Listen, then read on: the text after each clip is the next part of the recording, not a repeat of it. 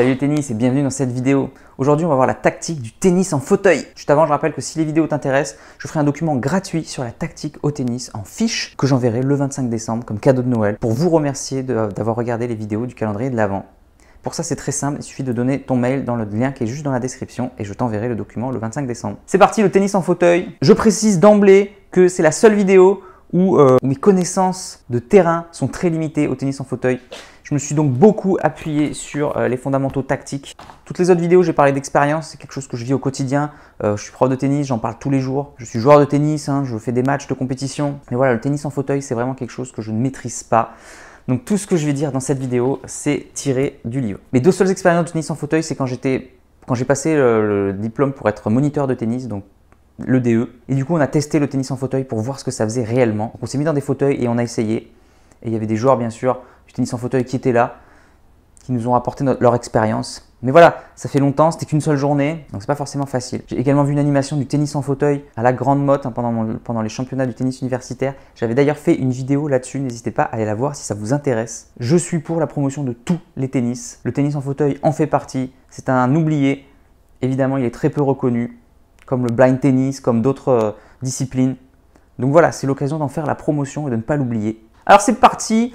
La règle principale du tennis en fauteuil, c'est quoi? C'est qu'on a droit à 2 rebonds. Sinon, les principes tactiques sont à peu près les mêmes que le tennis classique, entre guillemets. Du coup, il y a quelques petites incidences. Le fait d'être en fauteuil, on est plus bas. Donc évidemment, c'est un peu comme la vidéo sur le tennis féminin. Du coup, on a moins de puissance au service, on a moins d'angle, etc. Donc le tennis en fauteuil est beaucoup moins basé sur le service. Au niveau du fond de court, c'est très difficile de prendre de l'élan et de s'appuyer sur la balle. Donc en général, le tennis en fauteuil utilise beaucoup plus le bras que vraiment la puissance. Sauf au retour, où justement, comme on sait sur quel demi-terrain va aller la balle, et du coup, on peut prendre un peu d'élan. C'est pour ça que le tennis en fauteuil part d'un peu plus loin et avance. Comme ça, ils ont un peu plus d'élan et ils ont un peu plus de puissance pour pouvoir frapper. C'est un des seuls coups où on peut anticiper et donc vraiment aller vers l'avant pour pouvoir frapper la balle.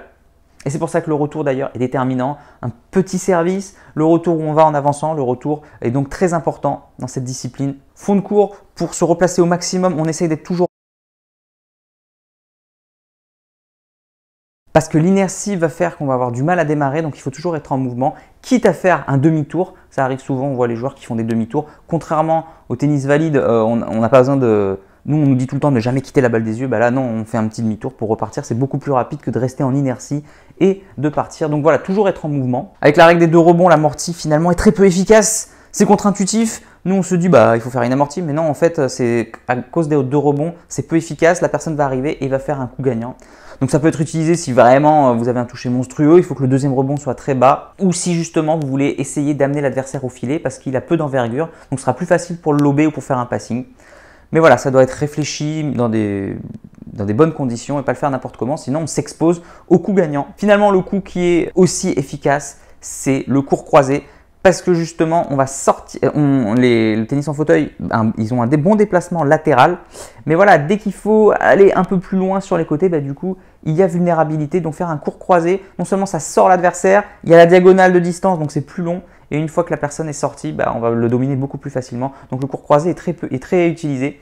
Si jamais, même si on est débordé, même si jamais on arrive à jouer croisé, on est quand même vulnérable. Donc voilà les coups principaux du tennis en fauteuil. Donc le court croisé, le retour de service et attention aux amortis. Alors évidemment, si vous n'avez jamais joué de tennis en fauteuil, c'est rigolo. En revers, il ne frappe pas de manière classique, il frappe de manière un peu inversée. Ils sont ici vu que la balle est basse et ils frappent comme ça. Du coup, c'est hyper impressionnant la première fois. Alors au bout d'un moment, on s'y habitue. Mais voilà, la première fois, c'est contre-intuitif, donc on est toujours surpris par ce revers. Et puis fait amusant, pour eux, les surfaces rapides, ce sont la terre battue et le gazon parce que le déplacement est plus lent. Donc c'est là où ils vont être en retard. Alors que sur surface dure, on peut se déplacer beaucoup plus rapidement, donc finalement on estime que la surface est lente. C'est rigolo, c'est l'opposé du tennis classique. Et anecdote rigolote, quand j'étais à Roland-Garros, je me souviens avoir vu un tennis en fauteuil et un jour il y a un joueur qui a fait qui a roulé sur la ligne au moment du service et du coup le juge de ligne a dit faute de roue.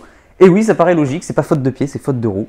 Mais voilà, ce jour-là, ça m'a fait rigoler et ça m'a fait prendre conscience que c'est un univers complètement différent qui bouleverse un peu nos habitudes. Voilà le tennis, j'espère vous avoir éclairé sur la tactique du tennis en fauteuil. Si vous êtes en fauteuil, il existe des clubs, donc renseignez-vous, allez les voir, inscrivez-vous, faites des compétitions. Et j'espère vous avoir donné envie soit de jouer au tennis si vous êtes au tennis en fauteuil, et sinon de découvrir cette discipline et d'aller un peu plus la voir. Allez tennis, c'est tout pour cette vidéo. Donc je vous rappelle que j'ai utilisé ce livre pour faire la vidéo. Donc n'hésitez pas si vous voulez l'acheter, hein, passez à la vitesse supérieure en tactique. Il y a tout dedans, toutes les vidéos que j'ai parlé, tout est dedans. Ou si vous voulez l'offrir pour Noël, n'hésitez pas.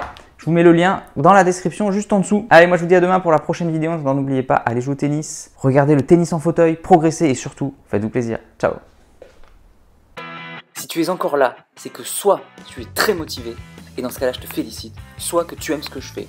Dans tous les cas, s'il te plaît, laisse un commentaire pour donner ton opinion et soutiens mon travail, soit en partageant les vidéos, c'est important pour l'algorithme, soit en allant sur Tipeee. Tu peux aller encore plus loin en t'abonnant à ma newsletter où je te donnerai plein de conseils.